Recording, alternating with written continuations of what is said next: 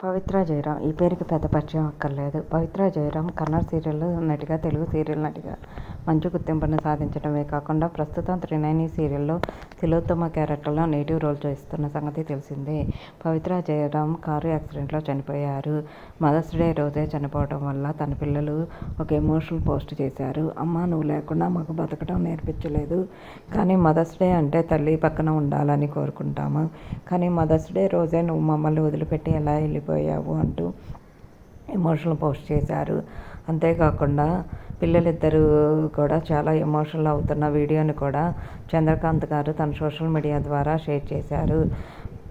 పవిత్ర జయరాం మొదటి భర్తతో విభేదాల కారణంగా పిల్లలు పెద్దయిన తర్వాత విడిపోయింది. చంద్రకాంత్ని ప్రేమించింది. చంద్రకాంత్తో మళ్ళా రెండో వివాహం జరిగింది. పిల్లలతో చంద్రకాంత్తో ఉన్న బెస్ట్ మూమెంట్స్ని ఎప్పటికప్పుడు తన సోషల్ మీడియా ద్వారా షేర్ చేస్తూ ఉంటుంది.